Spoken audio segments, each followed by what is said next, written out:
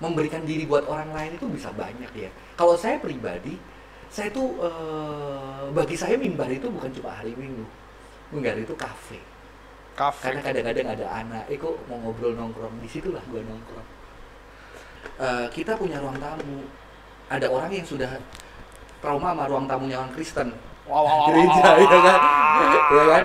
Ruang tamu itu udah trauma, apalagi ruang paling dalam. Kalau kekristenan bilang hospitality kan ruang dalam, ruang paling intim. Karena kita nggak mungkin ngajak makan sama sembarangan orang kan? Betul.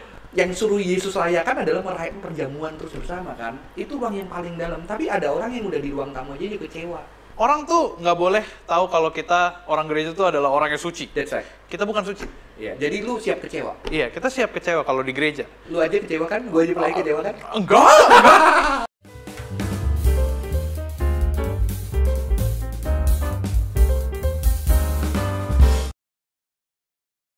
Sebenarnya bagian yang tadi, yang bagaimana Tuhan Yesus hadir dan juga radical in hospitality. Gimana sih cara kita nih orang-orang zaman sekarang dengan konteks in hospitality dan hospitality, kita membawa apa yang sudah Tuhan Yesus kasih kepada orang lain. Iya. Dan juga kepada diri kita sendiri. Ruang memberi, ada judul buku itu hospitality making room, memberikan ruang. Making Ya. room. Kalau gue percaya memberikan ruang itu, hati itu kan ruang. Iya. Jadi kita kasih hati kita kan berarti diri kita buat orang lain. Ya, contohnya memberikan diri buat orang lain itu bisa banyak ya. Kalau saya pribadi, saya tuh bagi saya mimbar itu bukan cuma hari Minggu. Mimbar itu kafe. Karena kadang-kadang ada anak, kok mau ngobrol nongkrong, disitulah gua nongkrong. Berarti emang Gua ngobrol, gua berikan waktu gua, hati gua, telinga gua. Lu tuh cuma dengerin kadang-kadang. Kadang-kadang juga bisa bantu, kadang-kadang kita bisa nangis bareng. Tapi juga gue sadar, ternyata kasih manusia itu terbatas, kita nggak kayak Yesus. Jadi gue kan juga harus peduli hati gue. Kadang-kadang ada orang-orang tertentu yang ketika saya memberikan diri saya habis. Jul, pernah kan ketemu orang yang kamu habis, kamu nggak kuat? bener, gue salah satunya, gue pernah gitu. Dan lu kadang nggak bisa tolak, lu hancur, bisa marah-marah sama orang serumah, teman dekat lu sendiri gitu. Nah ketika gue selalu terbatas, gue tetap harus berikan. Tapi gue juga harus beri hati gue ruang juga. Jadi biasanya saya kalau itu saya tetap berusaha, tapi ketika saya udah siap saya kasih. Ketika belum siap saya bilang nanti ya boleh nggak atau jadwal, untuk nunggu hati saya siap dan saya kasih sesuai dengan kapasitas terbisa saya. Itu sih. Jadi waktu kita kasih kita juga tahu keterbatasan kita, dan kita kasih ini yang aku bisa, tapi ini the best I can. Dengan begitu cinta terhadap hospitable terhadap diri kan tetap ada ya. Kok ini tiba-tiba aku terlintas di kepala. Banyak orang yang satu sisi di dalam hidupnya tuh nggak menerima sejak awal. Apa itu keramahan? Misalkan, sorry to say, mungkin ada teman-teman yang juga bergumul dengan keluarga mereka dari kecil, yang kayak tadi udah dikatain dan sebagainya. Terus habis itu di sekolah mereka dibully, dia tidak menerima hospitality itu dari teman-teman, dari keluarganya, dari orang-orang sekelilingnya. Dan yang lebih parah lagi kok, ketika teman itu mencari ke gereja dan gereja tidak memprovide hospitality itu, dia mau kemana? Dia mau ngapain? Di messed up world banyak yang seperti itu kok. Setuju. Gimana sih cara kita membuka untuk mereka gitu, untuk mereka teman-teman kita yang saat ini memang membutuhkan bantuan? Jujur itu nggak gampang ya, karena memang jujur ya, ada tetap orang-orang datang ke gereja dengan keunikannya yang dia juga korban luka dulu, luka di sekolah, luka di keluarga, dia nggak pernah ngerasain kasih. Dan ketika nggak ngerasain kasih itu ada kecenderungan yang radikal kayak gini tuh. Jadi ada satu peneliti, gua lupa ahlinya, psikologi ya sebetulnya, dia ngomong kayak gini, lu tahu kan anak yang ditaruh panti asuhan, ketika dia ditaruh di panti asuhan, dia udah percaya bahwa dirinya itu nggak dicintai. Jadi gue nggak dicintai, gue udah percaya. Maka ketika ada keluarga yang mengadopsi dia, keyakinan ketidakdicintain itu udah ada di otak dia. Sehingga dia sengaja membuat perbuatan, ada kecenderungan untuk membuat dirinya itu memang nggak dicintai, jadi bikin masalah. Untuk apa? Untuk membuktikan. Bener kan? Akhirnya ketika dia dimarah, dipukul, disakiti, bener kan nggak dicintai? Karena dia takut juga berharap sebetulnya dia dicintai, bisa dicintai. Wow, takut berharap Dan dicintai. akhirnya kuncinya apa? Ketika ada orang tua yang walaupun dia bandel tetap dia love dia, di situ ya boleh. ternyata gue udah ekstrimnya kayak gini, radical in hospitality, gue kan tetap dicintai. Alkitab kan ngomong gitu, ngerti ya? Jadi memang ada, gue percaya ada orang-orang yang bisa dikirimkan Tuhan, tapi memang tidak semuanya ya. Iya. Mungkin ada, saya walaupun lebih cinjai, tapi saya juga punya batas gitu. Tapi ada teman juga yang lebih radikal untuk bisa mencintai orang-orang tertentu yang dengan unik. Maka itu sebagai gereja, kita harus sadar, teman-teman ketika, kamu butuh perhatian banget, tapi kok nggak bisa kasih. Tapi kok mau, ini perhatianmu tuh butuhnya kan kamu sakit, butuhnya 90, kok cuma bisa 50 please. Tapi harganya 50, kita 50-nya cari sama yang lain. Ngerti gak, Jul? Apalagi kalau ini 100 datang ke saya semua kebutuhannya, mati lah ya, Jul. Anak gue gimana? Nanti karena saya yang kehilangan hospitality. Dari papa yang ngerti ya. Anak saya malah papanya menjadi berkat buat orang lain, dia kehilangan papanya. Itu kan radical in hospitality. In hospitality terjadi di rumah saya. Di situ akan saya bilang, boleh nggak minta tolong kita bisa cari counselor, kita bisa cari teman yang lain. Contohnya ya, ada teman-teman yang dikhianati, teman yang terluka nggak punya teman. Ternyata dia sudah tahu sakitnya itu, dia bisa lebih jadi teman buat teman ini. Jadi kita bisa konekkan. Jadi gereja itu bukan cuma menyediakan konekkan dengan people ketika kita mengenal secara dalam member kita, anggota kita, jemaat itu ada apa aja, kita bisa temuin. Mereka bisa ngomong dalam, dan itu indahnya gereja. Ini menarik.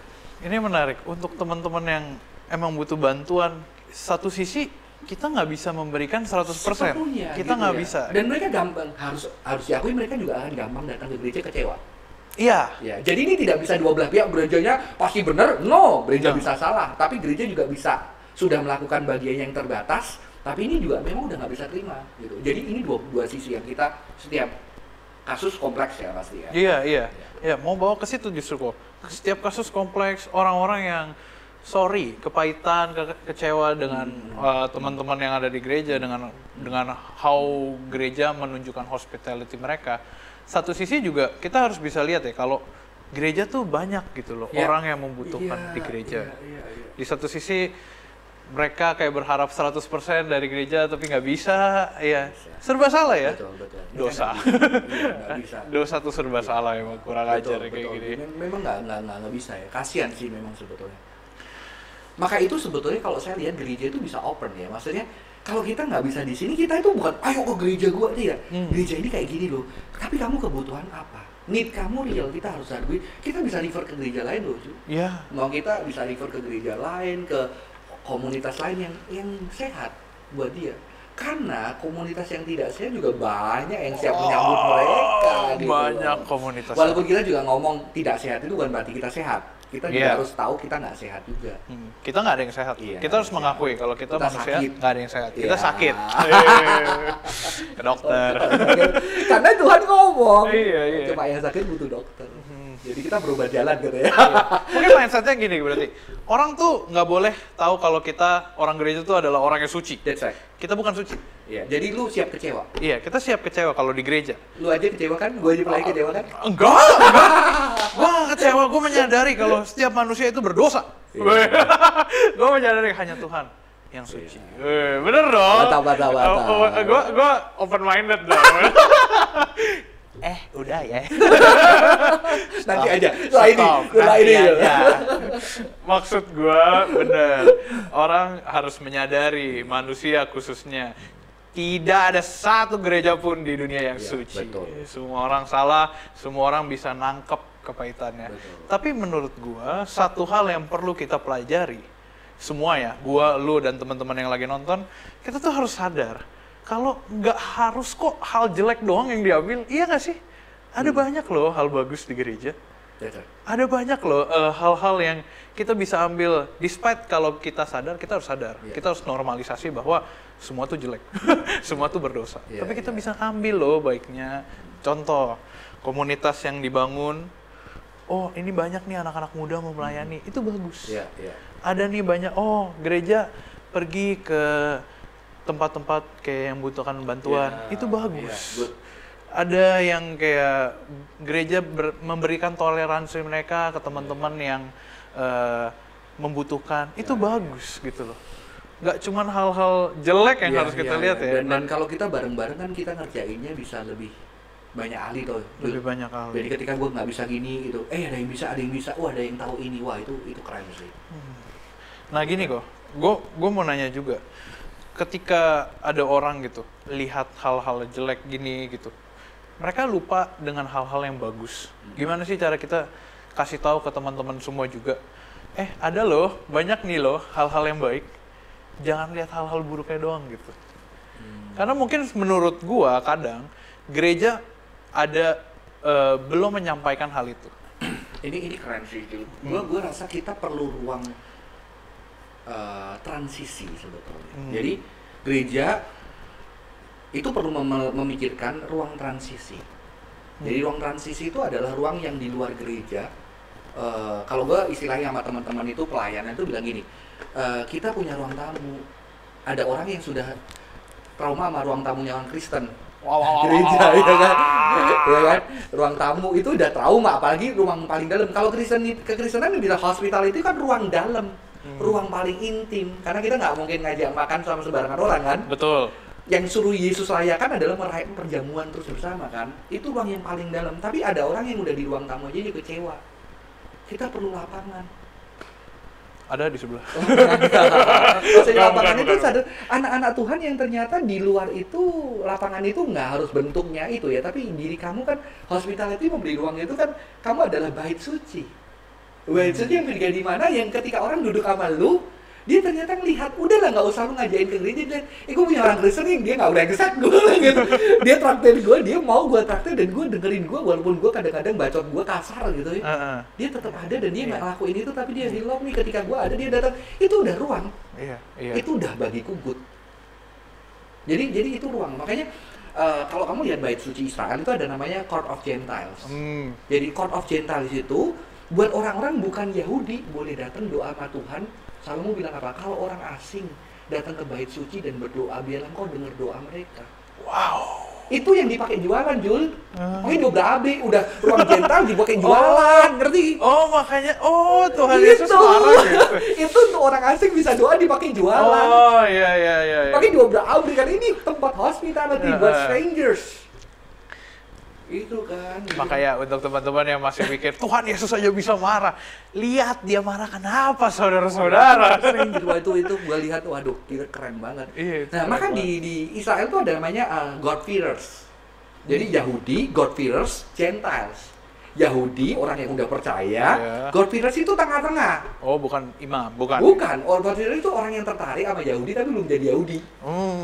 Yang kayak Cornelius itu loh. Cornelius itu kan yang perwira itu ya, yang Petrus nggak mau makan bareng sama dia kan, makan bareng dia nggak mau makan bareng kan, ya kan tobat, karena Tuhan bilang ini God-fearers. Terus ada orang Gentiles, kita nggak kasih ruang God-fearers, kita cuma bilang ini percaya nggak percaya, kita nggak kasih ruang untuk transition.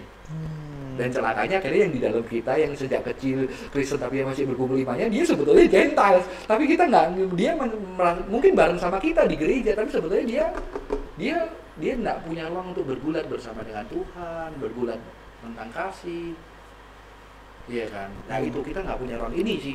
Bagaimana kita menciptakan ruang-ruang tengah, ruang antara. Pelataran yang indah, siapapun boleh main. Boleh duduk ngopi di situ gitu kan. Tempat umum. Iya. Tempat umum. Tapi menurut gua, salah satu solusi dari lu tuh nggak bisa dilakukan di gedung. Benar gak tuh?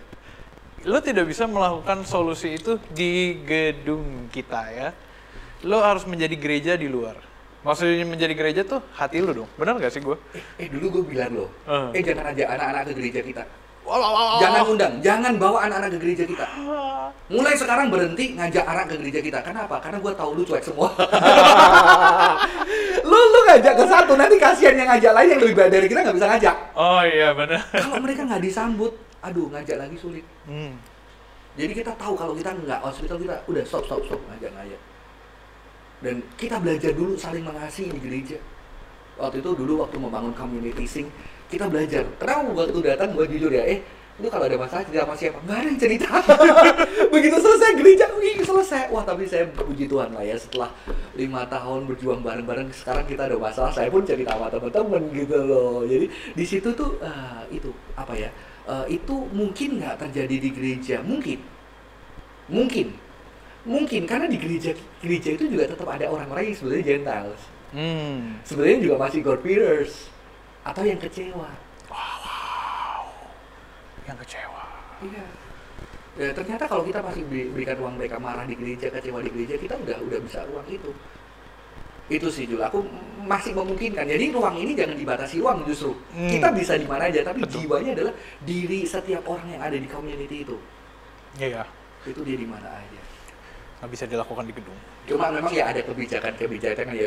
Gua kasih contoh lah ya. Kalau merokok kan begitu dia dalam ya langsung. Iya. Ya. Di luar. Tapi ternyata di luarnya jangan di luar gereja. 10 meter dari gereja atau kan di kompleks sebelah. Ada loh gereja yang di luarnya habis itu ibadah. Tapi memberi ruang itu dan ternyata memang ada orang-orang yang seperti itu nyaman di si gereja itu. Oh iya. Ada yang bisa gereja sampai seperti itu, tapi kita juga harus jujur, di gereja kita juga ada orang-orang yang senior, kita juga hospitable sama mereka juga kan, yang muda-muda juga harus memberikan ruang, mereka juga belum siap.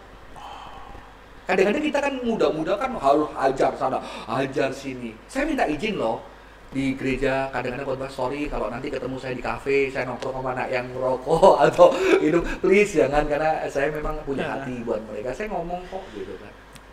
Itu sih sebetulnya. Nah, gue mau tarik ke sini nih.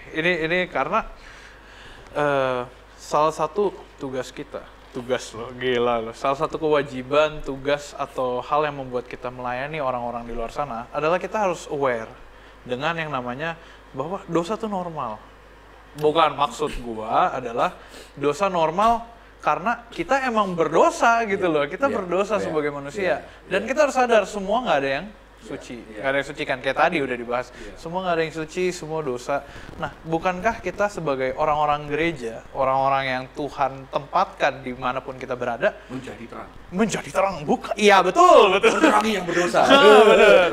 Menerangi yang berdosa, bener. Kasih center gitu. Terus maksudnya kayak kita harus sadar, kita sama mereka, orang-orang yang baru mau jadi Kristen atau baru mau bertobat, kita tuh nggak ada beda loh. Bener gak sih? Bener gak sih? Correct me if I'm wrong ya. Maksud gua, lu yang udah melayani berapa tahun tadi? Punya 20 struggle yang 20 tahun kan? Lu udah melayani Tuhan, hidup berdampingan dengan Tuhan, memberkati begitu banyak orang. Tapi misalkan lu samakan posisi lu dengan orang-orang yang mau bertobat. Maksud gua yang dia udah misalkan minum-minum, kecanduan, pornografi dan sebagainya. Bukankah di saat itu kita tuh harus menyadari, gua sama dia tuh nggak ada beda loh di mata Tuhan. Ya. Gua sama dia tuh sama loh, sama-sama hina. Maksud gua, kita tuh sama loh, gitu loh. At the end of the day kita yang tuh harus sadar gitu. Iya, yang buat lu beda itu apa? Nggak ada bedanya. Gue itu pernah dengar kutipan, ini gue pegang banget sih. Apa itu penginjilan? Katanya. Apa itu penginjilan kok? Katanya, a beggar tell another beggar where to find a food. Where to find a food. Jadi kita itu udah tahu, gue pengemis nih, gue nggak dapet makan. Iya. Ada makanan banyak. Dateng, gue pengemis, gue bareng sama mereka. Dan gue kenyang, gue pengen lu bareng sama gue kenyang. Wow. Gue tetep. Gue itu tersentuh banget. Jadi penginjilan bukan, diselamatin lu neraka, gue surga lu neraka, enggak. Gue sama kayak lu. Gue pasti nama inkarnasional, jadi yang turun ke bawah. Makanya Tuhan itu gue tersentuh sama satu kata lo. Barang siapa yang menolong orang yang paling hina ini, dia nolong gue. Kita nganggurnya, kita nolong yang hina, kita nggak hina, dia kelaparan. Tapi Tuhan menyamakan diri sama mereka. Iya. Kita nolong Tuhan. Enggak, kita bareng sama mereka yang sama-sama lapar. Butuh kasih. Tuhan butuh dikasih oleh mereka dan butuh menerima kasih. Jadi itu sesuatu berita kasih kan gitu ya. Gue sih, itu sih. Iya, nggak tahu ya, itu dalam banget loh. Satu sisi analogi yang pas ya. Gue lapar, lu lapar. Gue udah ketemu makanan nih, ayo makan bareng gue gitu. Makan, hospitality. Bagus. Bedanya cuma ya udah gue udah makan duluan nih hari pertama, ayo lu hari kedua ikut gue. Bedanya cuma itu. Dan kita bisa tahu tempatnya, kita ngambilin mereka. Iya. Mereka mungkin malu-malu, takut. Bener gak sih, bohong? Jangan-jangan prank. Iya kan? Kan mereka udah kecewa di prank berkali-kali, terus dimanfaatin untuk difoto, di video. Nunjukin kami kasih, itu kan jahat ya. Iya, Lu tahu gak sih banyak anak-anak yang Lu perhatiin deh anak-anak panti yang diundang di gereja dikasih hadiah apa, lu lihat mata mereka banyak kadang-kadang lihat ke bawah kan, mereka dipertontonkan kan. Oh gereja kita ngelakuin sesuatu yang buruk. Lu tahu kan bagaimana kalau kita di situ? Tapi maukah kita datang ketemu sebagai manusia, ngomong dari hati ke hati, itu indah loh. Kadang perhatian itu bukan cuma pemberian benda. Ya itu sih gue ngerasa gue seneng banget sih lu dari kita udah tahu tempatnya. Oh ini sini antrinya caranya gini. Kayak lu ngajarin itu vaksin booster kan. Lu tahu di sini. Gue seneng loh waktu gereja ada vaksin booster, gue ada temen-temen ini di sini caranya gini rapi. Wah itu indah banget. Dapat goodie bag. Iya sama kayak vaksin ya. Orang tuh kayak udah vaksin yang duluan tuh yang gue udah vaksin besokannya kena COVID. Padahal sama aja gitu, cuma ngantri aja tempatnya ya. Kita juga masih struggle kan. Kita juga masih dan struggle. kita bisa jatuh dan kadang-kadang orang itu yang dipakai Tuhan tuh nguatin kita. Ketika kita lemah, kita juga ragu kan kadang-kadang. Tapi ketika melihat orang yang baru bisa percaya, bisa kita layani, Tuhan pakai kita juga merasa terberkati. Kita dikuatin lagi gitu kan. Hospitality. Cari jodoh pakai hospitality lo dulu lo. Oh gimana caranya itu? Lo tau nggak dulu kalau cari jodohnya di mana? Di sumur. Bagus. Bagus. Kalau mau Alkitab ya? Ya relate nggak? Lu lihat sini. Kalau mau Alkitab ya, cari jodoh di sumur. Bagus. Relate ya. Kenapa? Ya? Lu tau kisah ya? Tahu lah, Ribka. Itu aja bukan Ishak yang nyari. Iya. Hambanya yang nyari. Dan lu tahu kan itu wanita zaman itu dikasih air, untanya dikasih, lu tahu unta berapa liter tuh? Dikasih, gue yakin apa itu dempal six pack ya. Tapi dikasih dan itu dan lu tahu kita biasanya hospitality. Kisah Yusuf dia dibuang di mana? Yusuf Mesir. Sebelumnya sama saudaranya di sumur tempat hospitality. Dibuang di sumur, yang buang siapa? Keluarganya. In hospitality, di tempat hospitality. Tapi kalau sekarang bukan sumur yuk. Lu cari sumur mau cari jodoh mana? Tapi orang yang kita lihat terhadap orang lain, mungkin terhadap animal, ada sih yang animal baik tapi orang nggak baik sih ya terhadap orang lain ya. Mungkin itu ya. Itu perlu ya yang gimana murah hati terhadap orang lain. Kok? Gua rasa kita udah ngomong cukup panjang ya. Thank you ya. Iya, sabar ngalir. Gua tuh mungkin kita tuh udah ngomong panjang lebar, cepet lambat. Gua rasa semoga sih buat teman-teman juga bisa dapat sesuatu ya. Mungkin ada satu pesan terakhir untuk teman-teman yang lagi nonton gitu, yang lagi satu sisi mungkin saat ini struggle dalam kepahitan mereka, dalam kekecewaan, nggak cuma di gereja ya, di tempat lain dimanapun. Dan juga bahkan orang-orang yang bingung gimana sih cara kita menjadi orang yang baik. Koko mau ngomong apa ke mereka? Gue itu kemarin mengumpulkan ya reason manusia diciptakan gitu ya. Dan kalau kita bilang hospitality, love strangers, itu berkaitan sama orang lain kan. Ya. Jadi gue itu punya kata ini sih, kita itu dicipta dari cinta, oleh cinta, dengan cinta, untuk mencinta. Dan yang terakhir jangan lupa, dan dicinta. Kita sering lupa yang terakhir. Ternyata kita juga butuh dicinta. Kita nggak mau, kita merasa mau cinta. Padahal Tuhan desain kita untuk dicintai. Maka ada kasihlah sesama. Itu sih Jul. Semoga ini bisa jadi berkat. Amin saudara-saudara. Thank you banget Ko Johan Nugroho. It's a very good time. Gue juga berharap teman-teman semua di sini semua bisa mendapat berkat dari ini. Thank you, Ko. Thank you. Oke, kita ngomong dulu stay connected with Hello God. With Hello God ya. Jangan Hello God. 1, 2, 3. Stay connected with Hello God.